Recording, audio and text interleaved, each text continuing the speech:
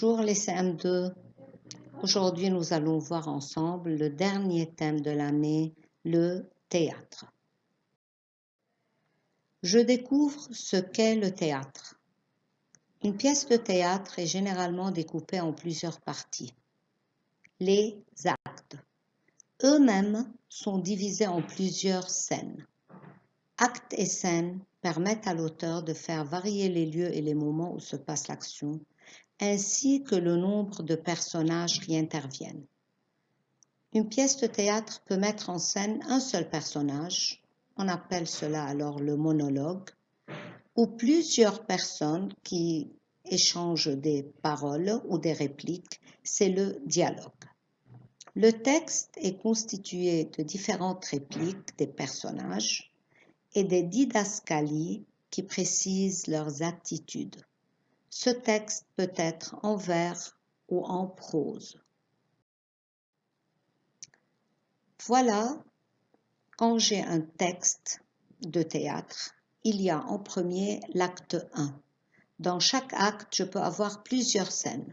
Voilà ici, dans l'acte 1, j'ai la scène 3, qui se déroule entre les deux personnages, Harpagon et la flèche.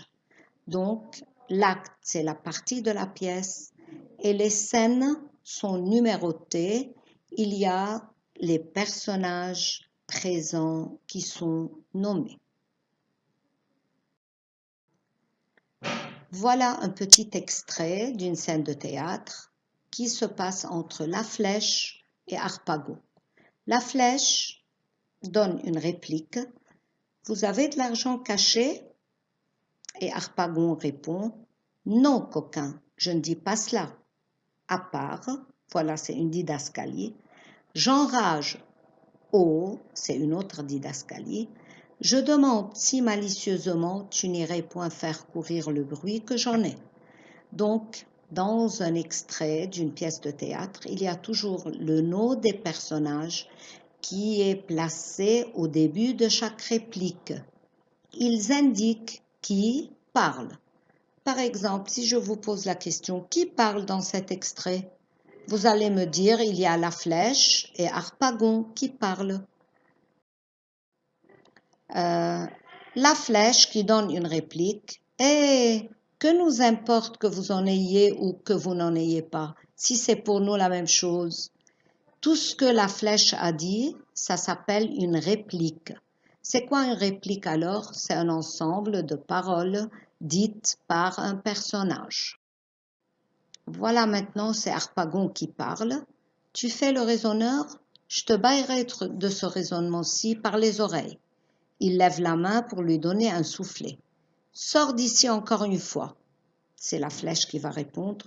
Eh bien, je sors. Donc ici, on va expliquer que veut dire didascalie.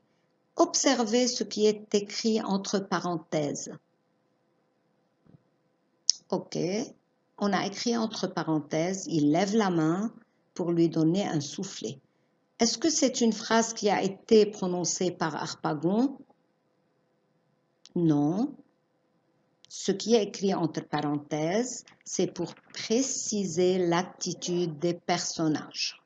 Ces indications, les didascalies, servent à la mise en scène, c'est-à-dire peuvent aider le metteur en scène.